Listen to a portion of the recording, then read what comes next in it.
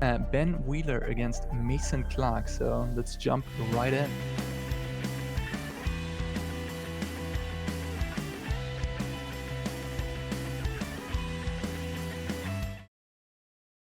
All right, we got the Yorion 4-color Beanstack on top, Mason Clark against Ben Wheeler on Black-Green Depths, a deck that I was successful with today. Yeah.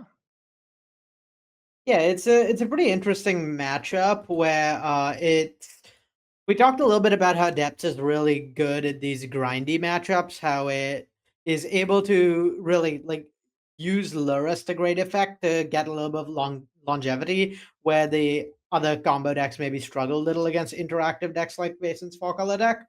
Uh, Notably though, Mason kind of reliant on Solitude to actually answer the Dark Depths token, where I believe there's 4 Leyline Bindings as well. So, uh, 80 card decks, sometimes you don't find the right answers, and in Mason Spot, it's all about just finding the right answers and hoping they line up against what Ben's doing. Because if hands like this with a bunch of endurances, subtleties, flages really don't line up very well against Merit Edge tokens. Yeah, totally. Actually, I was always, like, thinking that that hand is a little bit of a risky keep, but at least, hey, now Leyline Binding coming in, although you are tempted to fetch for that, snow-covered land, which makes the Leyline Binding, of course, a little bit awkward down the line. And this is kind of perfect for Ben here, where we're looking at a turn 3 Merit Lage if he wants it. He can fetch a Urbog off this Elvish Reclaimer next turn, and then turn 3 play the Dark Depths and use the mana off it to Tuspin stage it. So pretty close to an ideal start. He could also take it slower and try and hope to dodge one of hope Mason has only one real answer to the marital age token and get that out of the way. Yeah, choosing to go with the Thoughtseize here, what would you take? I think you have Like, to take the Leyline Binding. There's just nothing else in Mason's hand even really matters against this hand from Ben. If we just endurance, flayed, subtlety, all not really meaningful pieces of interaction here. Endurance can maybe chump a turn, Flage can maybe get Mason a little bit over 20.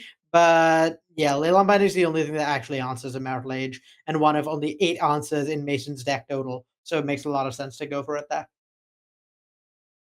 yeah, makes sense. I was thinking for a second about the Chrome Mox, but your answer is pretty decisive. Like, explains it very well, and I think you're right about that one. Yeah, the Absolutely. The downside of this line having gone a little slower is if Mason did draw land, which he does, then Mason's actually going to get an opportunity to play the ring before Marital Edge comes down. That can maybe find an answer on a quick enough timetable uh dodge the Marital Edge for a turn or two and then take over the game, because Lura's pretty good at having resilience into the late game, but not really able to keep up with something like the ring. And we don't see any answers to that in Ben's deck. Yeah, I mean, I earlier today, I had the decision to ban a deck, and I chose the Yorion deck, also because I thought my Black-Green Depths deck might not wanna play against that. Um I guess we'll see how this turns out, but yeah, with those 8 answers and the ring to fog a 2020 attack, you have some game against Black Green Depths. Yeah, definitely off the more controlling mid-rangey decks, this is the best one for this matchup. Where, yeah, not on there's those 8 answers, which is better than the none the red black scam deck has. And also on top of that, ring and up the beanstalk are really impressive as card advantage engines that kind of go over the top of Lurrus. Like Lurrus gives you a lot of resiliency in a lot of matchups, but when faced with up the beanstalk or the one ring, the deck can struggle a little, as it's just hard to keep up with that magnitude of card advantage. Yeah, absolutely. Well, that was a pretty timely Thoughtseize off the top, taking the one ring. Big, big, big for Ben Wheeler. And now we're looking at a Dark Depths potentially next turn. One thing I want to draw attention to in Ben's deck specifically is I believe he has one copy of Sajiri's Step to fetch off that Elvish Reclaimer. If this Ooh, Reclaimer stays in play, jump blocking it with something like Endurance or Subtlety may not actually work out for Mason. I love that little spicy tech. That is great. Yeah, you're totally right. Mason is probably looking to jump block next turn, and that Sejiri step is probably gonna steal this game. It in the end, I guess really what it comes down to here is that either the One Ring or some type of instant speed answer has to be drawn for Mason to Yeah, go around that step. there's 4 subtleties, 4 solitudes, 3 leyline bindings, and 3 rings. But yeah, uh, without one of those, I think the game's pretty over. Even though Mason can blink the Arkham's Astrolabe to draw a card here, I still don't think he has outs because at that point there's not a white card for a Solitude that's drawn. I suppose the way Mason wins this is by blinking Chrome Mox and Astrolabe, drawing Leyline's Binding, exiling Subtlety or Endurance to the Chrome Mox, and being able. No, there's not even a swamp, so Leyline Binding costs 2 mana. There's actually 0 outs for Mason in the spot. I believe you are right.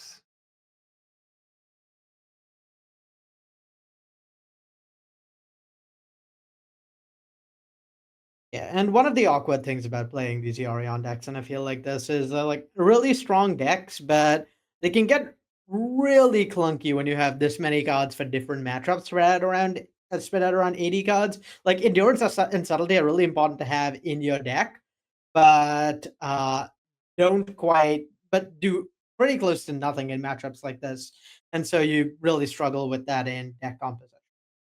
Yeah, I think you're making a really good point there. Like on paper, it looks scary because oh no, they have this 4th and they have that 4th, which is really good against me. But yeah, it's an 80 card pile, and if they just typical control problem, I guess the cards don't line up, which yeah can happen, and the deck looks pretty weak. So that was all. It was a little bit of a difficult decision to ban it or not. In any case, turned out to be good. Okay, now to sideboarding. That Sejiri step was fetched up and got the job done. Very nice by Ben. All right, what are we looking to bring in here on the Yorion side? So we saw Okos coming in. That's yet another way of dealing with dark depths, particularly if they use into Elvish Reclaimer in play. There's not a lot of ways uh, for Ben to get through the many jump blockers Mason could have. So Oko being a sorcery speed answer to Merit Lage, not as bad here as it might be in other decks. And Mental Missteps hitting all those discard spells, protecting your answers is really good. Meanwhile, Ben has absolutely nothing in his sideboard that's for this matchup, so to speak.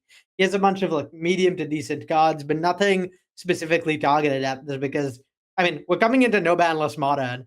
Everyone thought the other people were going to be doing some broken stuff, trying to play some degenerate combo decks. And so 4-color control, not really on anyone's radar as far as sideboard cards go.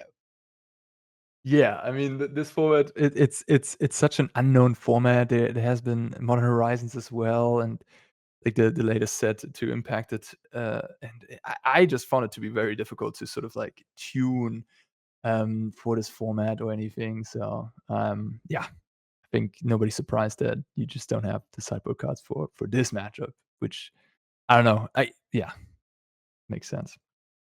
Okay, so mulligan to 6 here on Mason's side. We have the Up the Beanstalk, a Mental Misstep to interact. Honestly surprised how little Mental Missteps sees play. I think it's a card that not many of us have registered, which might Yeah, be wrong. it's one of those cards that like, well, how many of these do you want to play, right? Like it's hard to tell how much it's interfering with your deck's game plan and how you can like how many you can reasonably play. I'm sure if I put in like 100 hours of testing, I'd know the optimal number, but when you're just eyeballing it, it's really hard to say, and so people are just kind of pushed to play their own proactive thing rather than mental misstep. But it seems entirely believable to me that everyone's actually supposed to be running 4 of these in the 75, and many of us like messed up in deck building by not doing that. Yeah, maybe. I think is Chromox the most played? Like I've seen so many Chromoxes today. I think it might be the most played card in those 12 decks that we have here. Yeah, I think it quite likely is. I had it in 2 of my decks, and I think most people have it in at least 2 of their decks. Endurance still in the deck. I mean, I guess that is just, Mason didn't have enough cards to take out. Yeah, and it provides a blocker against Mount which is kind of nice. It's not obviously ideally you don't want to be chump blocking it, but it's a way to at least stay in the game a turn or two. And notably, it's a different color of blocker from Yorion and Subtlety, so can Mm, kind of get around Sajiri's step by assembling a bunch of blockers, even if you don't have removal. good call. Alright. Taking it slow here. Not even casting the Thoughtseize? That is interesting. Thinking about it. Could also return Lurrus to hand. Yeah, lots of interesting choices. Leaving up Boseiju for something like an Up the Beanstalk, I guess, could be a consideration for why Thoughtseize didn't get cast. But yeah, it's just all told, it's about next turn when the Dark Depths comes out. Oh, and I think part of why the Thoughtseize might not have been cast is next turn is going to be exactly enough mana for Thoughtseize plus Dark Depths, so you might as well wait a turn and take whatever answer Mason has left. Yeah, absolutely. I like that. Um, Although I maybe would have liked to take Lurrus in hand there. I don't know. I guess Assassin's if there's an Oko on the other side, you can Assassin's Trophy. In any case, what is this Fonzie's going to take? Well, we have Leyline Binding, we have Solitude, both great options. And then Endurance, Force of Negation, Yori, and Astrolab are probably secondary on the list. Yeah, Leyline Binding plus Solitude is just really tough. Ben in the spot where it's going to be pretty difficult to put Merit Lage into play and not have it get removed. Yeah. The Leyline Binding you can remove, although this way, I think maybe you were supposed to play the tap land or search for an untapped land with Sylvan Scrying there, because now you can't really Dark Depths. Mason is just gonna hold up this Leyline Binding. Yeah, So, but next turn with 5 mana, you could Dark Depths and then have Boseiju for the Leyline Binding. yeah, it's definitely a good call. It's a pretty interesting spot. I think part of the advantage of like leaving up the mana here is theoretically getting to force Mason to leave some mana up when he's low on lands. So maybe get him that way, not let him like tap out for a big scary threat when you're threatening Merit Lage, and then maybe and the Assassin's Trophy can kind of fill the role of Boseiju next turn, but definitely does give up a little bit, right? When you're essentially going down one answer by committing to play out the Boseiju and Assassin's Trophy, the Leyline Binding. Yeah, yeah. I mean, yeah. Oh, that was okay, okay, interesting. That was a good draw. Are we going to see a Force of Negation pitch here? I wouldn't be surprised that given the 2 Leyline bindings. It's again, I think it's pretty close because there's 2 copies of Leyline binding, so Mason might just be fine with one of them getting taken. And the appeal of doing this is we could see Yorion kind of recouping a lot of the cards Mason has lost so far. That's kind of been an axis on which he's struggled a little. He just is a little bit behind on actually getting the game going. As it stands, it's kind of going to give Wheeler infinite time. Uh, it's worth noting that the Urbog means this Misty Urbog plus Arkham's Astrolabe means this Misty Rainforest is never really going to need to get cracked. And so Mason's at 21 life, likely to stay at 21 life for a long time, and may as a result just be able to survive Dark Depths, a Dark Depths token for a turn cycle, which is really huge. That is a great catch. I didn't even think about that. Oh, but Jukabog! Wow! I was going to mention the Ura looming in the graveyard, and there we see it gone. That is pretty big game here. Taking the Yorion with the Thoughtseize and stranding Mason with basically only reactive cards, nothing proactive. I love this line by Ben. Absolutely amazing stuff. Yeah, definitely an excellent choice. I mean, we talked about how Mason's hamstrung on card advantage, and Ben really just recognizing that and going for the throat. Excellent play. I'm yeah, I'm in awe. I don't know if I would have seen this line of thinking. I was really not thinking about it while I was just looking at the game this way. It's worth noting though that between the Thoughtseizes and the fetching and the shocking, Ben's at 13 life, and that's probably going to start getting chipped away at by endurance. So he has quite a bit of time, but definitely not infinite time. Eventually, Mason will either draw out of this or just nickel and dime Ben with that endurance over a few turns. Yeah, yeah. There's still Lurrus, which might we might see that one going to hand here. But yeah, the endurance will take away the Deathrite Shaman in the graveyard, so you can't even get anything back with the Lurrus.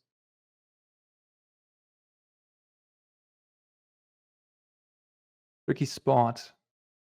Interesting game. A little bit of a scrappy game. I kind of like those games too. They just yeah.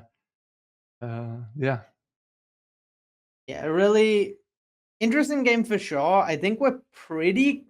So you talked a little bit about destroying the Leyline Binding in response to the Thespian stage, but we're pretty close. Sorry, in response to exiling the Marit Lage, but we're pretty close to Ben actually being able to do that twice in the same turn.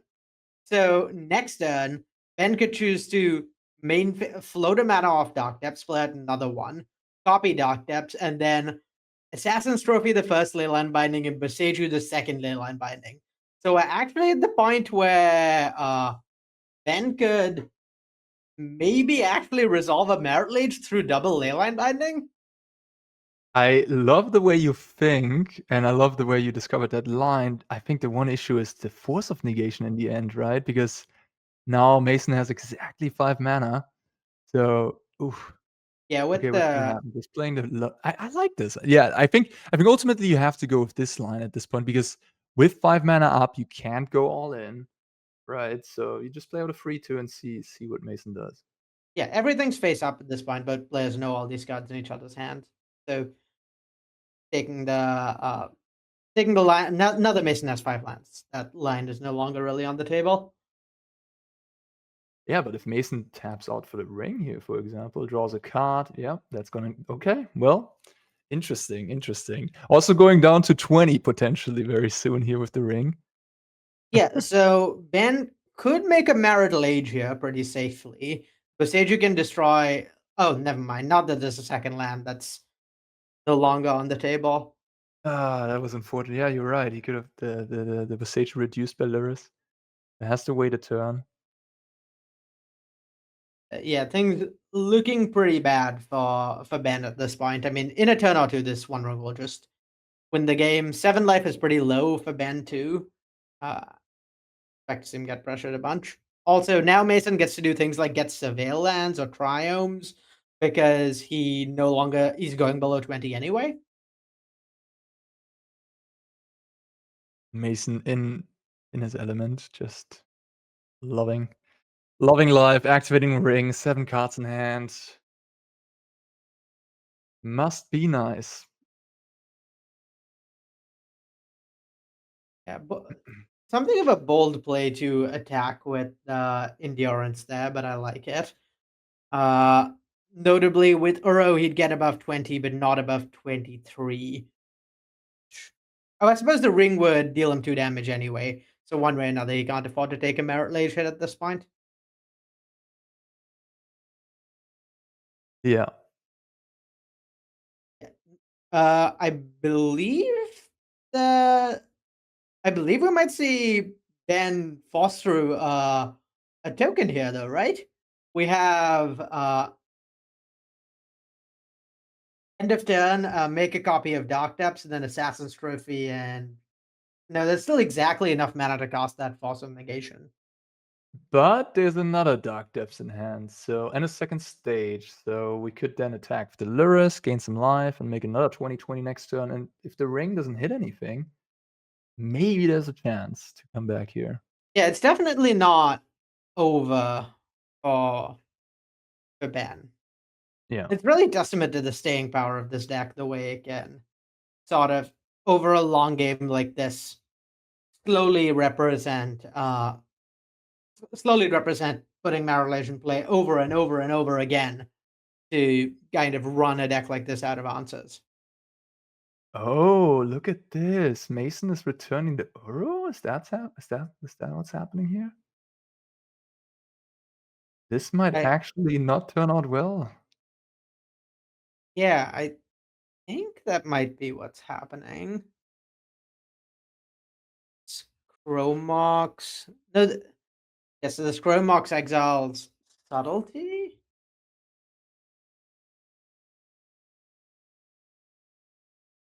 This might work out really badly for Mason. To be fair, the Uro oh no, the ring, right. So he dies exactly at that point. Okay. Oof. He does get another draw to find something. But yeah, Oh not no. very good for him. Mason feeling safe on those double leyline binding, but Ben is prepared. Wow.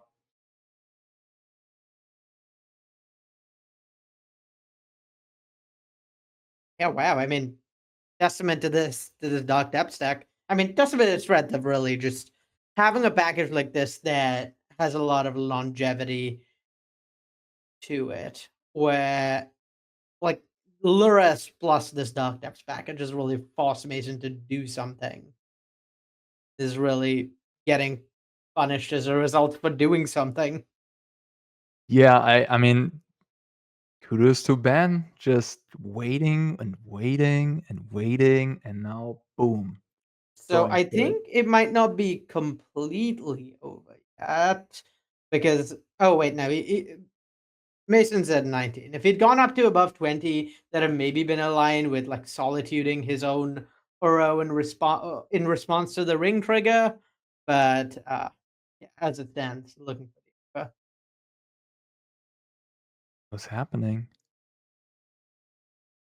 Main Main phase 2 Assassin's Trophy on Rogrind Triumph. Wow, this is a Oh, fancy play.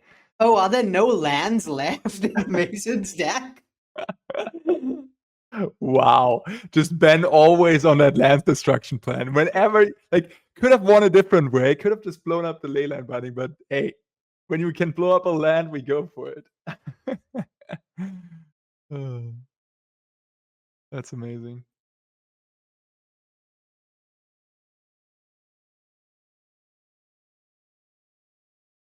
Hey, and Boseiju even gets reduced by the legendary creature.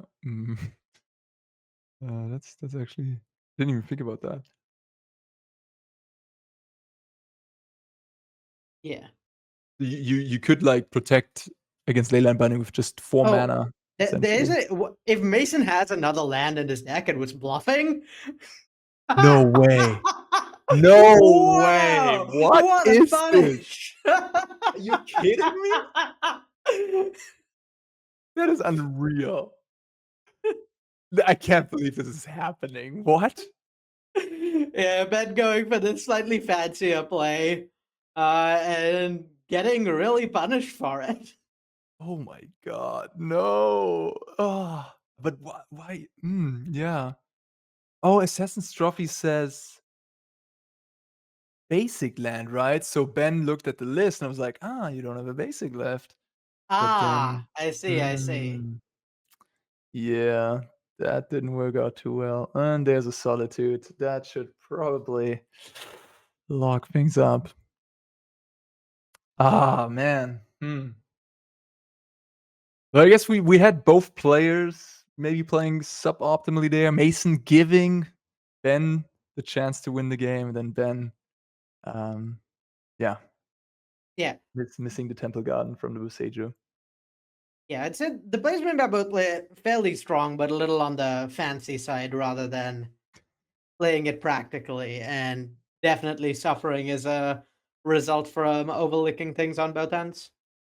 Yeah, but hey, they gave us some very good entertainment, so I'm glad for that. And honestly, I think besides that misstep in the end by Ben, I think he absolutely played that game like really well and Yeah, that nicely and waited for the right spot.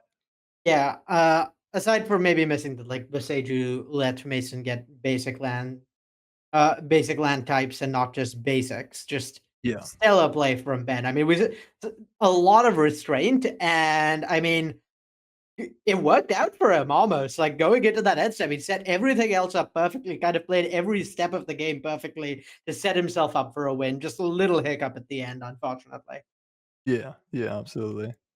Well, but that means we go to game 3 probably soon, and, although I guess the Solitude gives 20 life here, doesn't it? So we might Yeah, it's it's gonna gonna be a take a little bit. bit before this game ends. Sure, sure. But yeah, it's hard to imagine Ben coming back from this with the Uro and the ring now going to be on 4.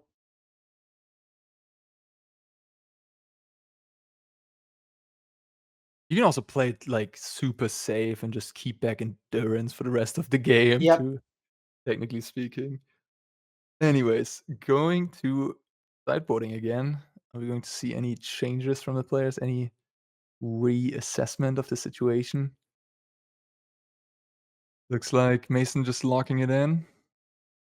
Yeah.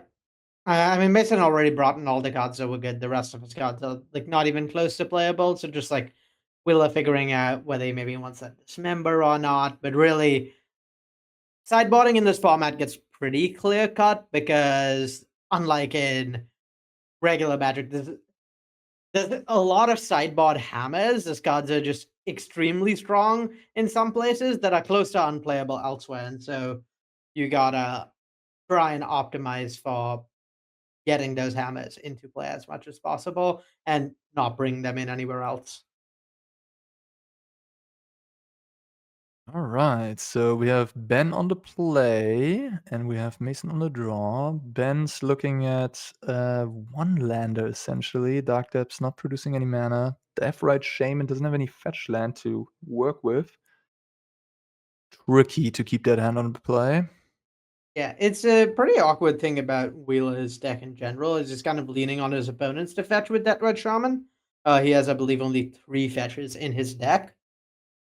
Um, and yeah, it leads to hands like these with Dark Depth's also not a mana source. And you really like just one more land unlocks a lot, right? There's gonna be like Reclaimer going. Yeah, without that land.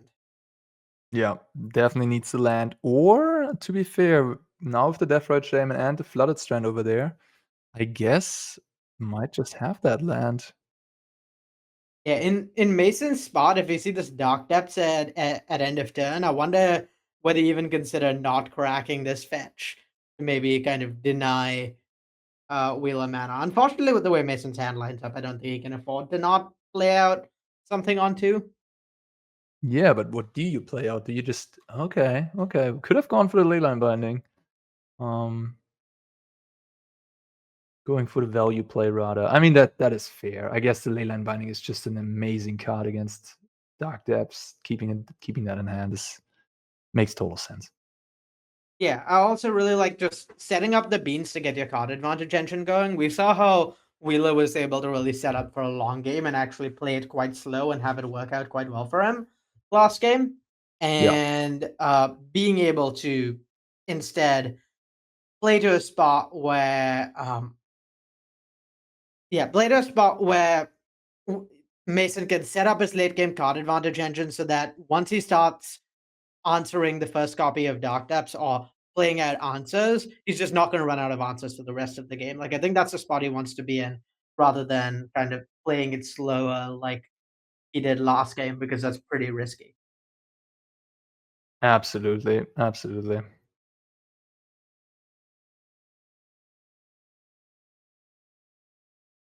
I feel a little bit more reassured seeing this game about my decision to ban the Yorion deck. Really wouldn't have wanted to play against that with depths, I guess, looking at these leyline bindings. Yeah, the Yorion deck has like some natural fail percentage by virtue of being an 80 card deck with a bunch of really targeted cards, but I still do think this matchup is favored for the deck.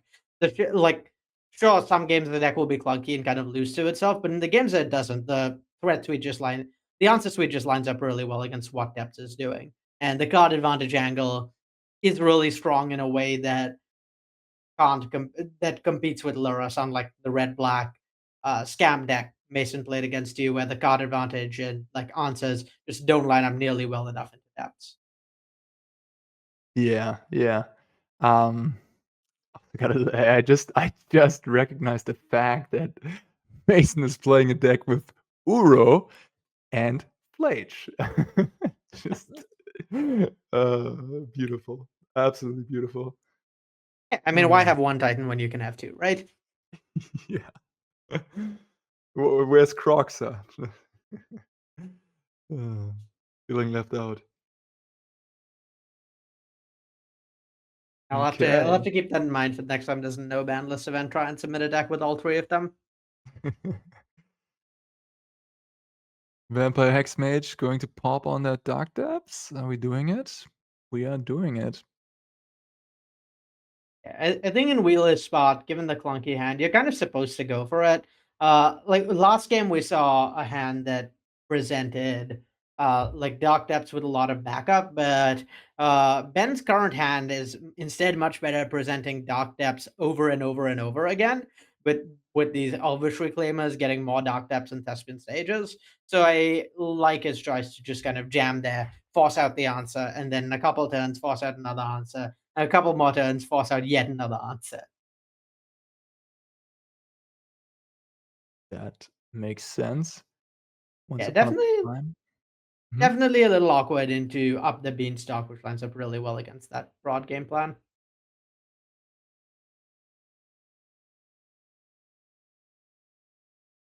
Thinking what to play here. Might slow roll the Thoughtseize for a future turn where you want to go for the combo. Yeah, it's a question I think for Wheeler whether he wants to kind of set up for next turn or kind of set up for next turn with combo killing or once the Thoughtseize this turn. We saw him hold the Thoughtseize for a combo turn before. I wouldn't be surprised to see that happen again.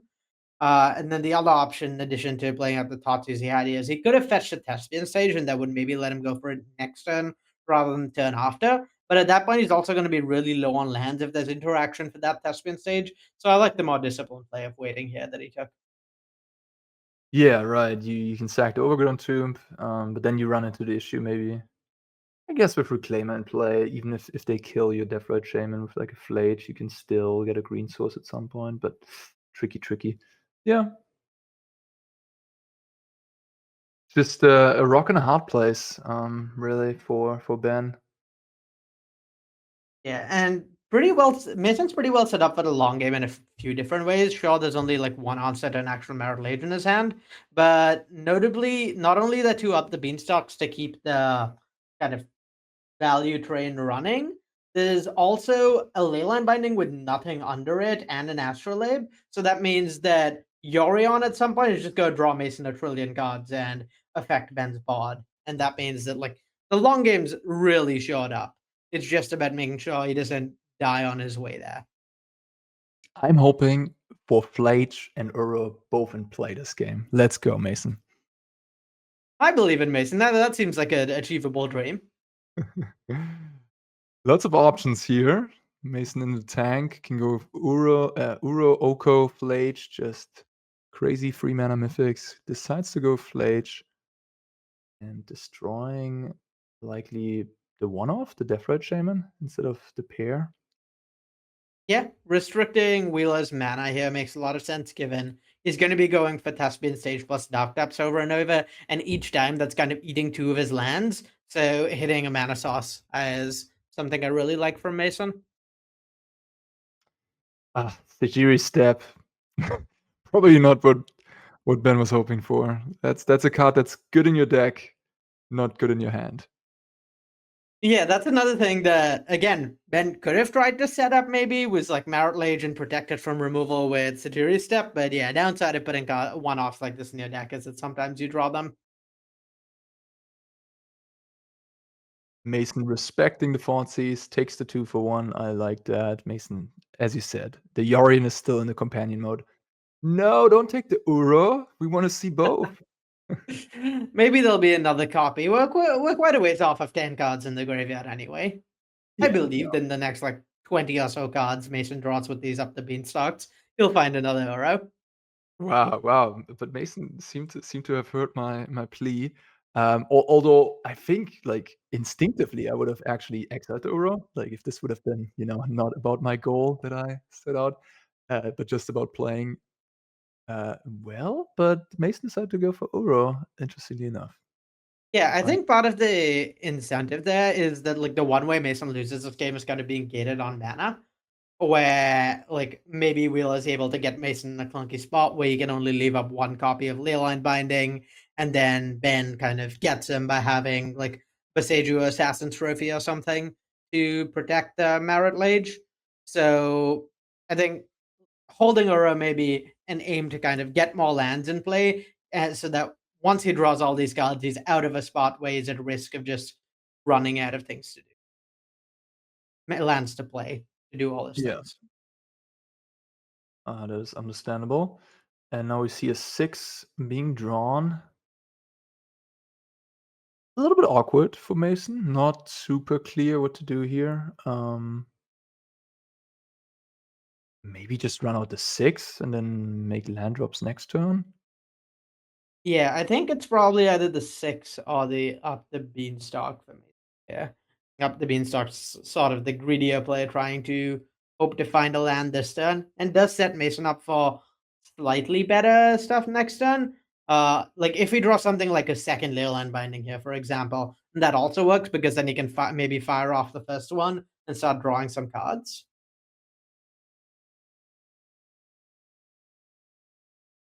Got rewarded, found the island, and I mean, there's not much reason to keep up the leyline binding when there's no threatening dark depths, I would guess.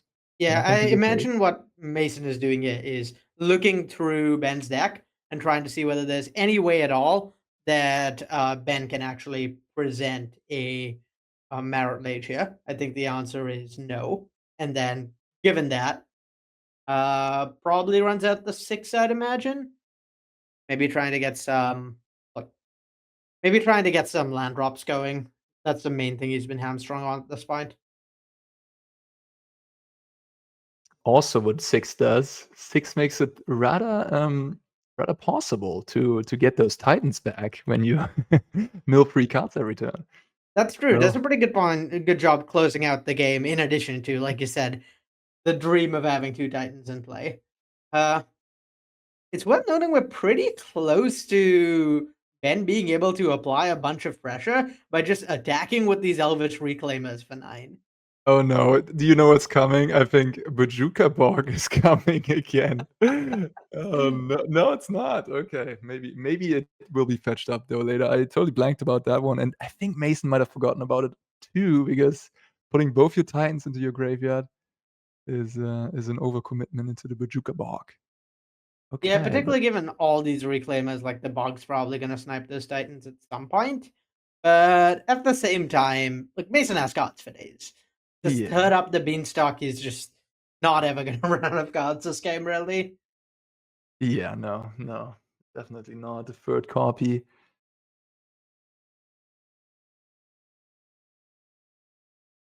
Yeah, just a little bit of an awkward game for Ben. The triple reclaimer draw, not having the free lands required in the graveyard because you had to eat a bunch of lands with Deathrite Shaman. Yeah, not having access to the Sajiri step is also huge here. Like if that step had been available, then maybe we would have seen some line where Merit Ledge gets played and gets made and then protected from Leyline Binding with Sajiri step. But yeah, without step in the deck, I pretty tough for Ben to protect Merit Lodge in this spot. It's easy to say with open, like with seeing the hands, but I actually would have liked, I think, if you go for the dark depths here, to just do it in the main phase, in your main phase, and then you can attack at least for 9 damage, adding 6 damage. Um, I don't think it makes a huge difference if you do it in main phase or not. I think the main risk with main phase is Oko out of Mason's deck. Right, right, right. We see That's a some good number of point. those post board. It's hard to say whether it's worth it or not because the 9 damage is still that's a lot of damage. Yeah, Mason would be at 10. Maybe you can sort of do something that way. I don't think Ben has looked at Mason's hand at any point this game, but I might be wrong. That's been quite a while. Yeah, I think there was a Thoughtseize cast, but that one got Force of Negations. And I think the other card in Exile and Ben's I think is a land. It's a Boseiju that it's Boseiju and Thoughtseize in Exile, so there's no other Thoughtseize has been cast or. Okay, Underground Mortuary being fetched. That's a nice one. Getting the Surveil lands even into no bandless modern. Yeah, it turns out Surveillance stronger still when you're trying to put together these powerful 2-3 card synergies and just want to draw them really reliably every game. I need every bit of selection you can get. I would like to see a Bojuka Borg fetch up here. Yeah, and I think we're going to see that. Nice. I think that's pretty likely to happen this turn. Although, Particularly given Endurance threatens ambushing. yeah, that Endurance Reclaimers. is going to do some work. Going to So, reduce them deck down to 1/2s. That's not good. yeah, though I think so. What Ben can do here is fetch Bajuka Bog, put a land in the graveyard, Testament Stage Dark Depths, put 2 more lands in the graveyard to get up to 3 for these Reclaimers. Right, that is a great. Yeah, absolutely. Oh, but what this does, Ben can sack the Sajiri step, and now it's back in the deck because of Endurance. Love it. That's kind of cute. So now we maybe do actually get to see some protection for this Merit Lage. Oh my god! I mean, the way things are, Mason now kind of down to just this Leyline Binding to interact with the Merit Lage. So next turn we could see. Okay, sure, one Reclaimer is going to die here, but that still leaves 2 in play. And then next turn we can fetch up that step, get the 20/20. Yorion is not in hand yet, so. But there's a reach creature in play. Multiple green reach creatures, so tricky. This might still be an uphill battle for Ben. Yeah, Mason's reach and flying Typal deck proving surprisingly strong here. But he's not even doing anything like particularly broken with these creatures. It's just Six has reach, Endurance has reach, Yorion has flying, Subtlety has flying. Just almost his whole deck blocks Merit Lage. And that was actually, I think, a surprising amount of a consideration in this format. Like, notably, we both had Gilded Goose in our artifact decks. A large part of that is Goose provides an artifact, but I wanted to run one non-Goose mana dock, and I opted for Birds of Paradise because it's really important to have your mana docks be able to block Merit Lage in this format. Yeah, absolutely. I was also thinking about lists of the Oko deck, the Oko Urza deck without Gilded Goose. But then I looked at my own black-green depth choice and I was like, Yeah. You know what? I think I'm going to give the nod to the Gilded Goose.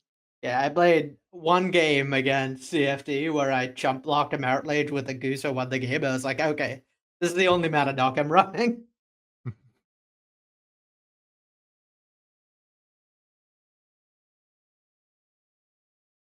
Such a cat and mouse game with this depth deck. Sylvan's Crying. What can that do here? I don't think there's much left to get. If anything, Ben is kind of incentivized to not cast the Sylvan Scrying almost, unless it's going to be fetching the Sajiri step this turn, because Endurance doesn't shuffle, so Endurance just put that Sajiri step at the bottom of the library, and casting Sylvan Scrying means Ben's technically able to draw it again. That plus all the other cards that were put on the bottom of the library with Endurance, none of which I think Ben particularly wants to draw. There's one, the Boseiju, I guess, is interesting to get here because it does interact with the Leyline Binding. But Oh yeah, this stage you can give another point of resiliency, which is nice.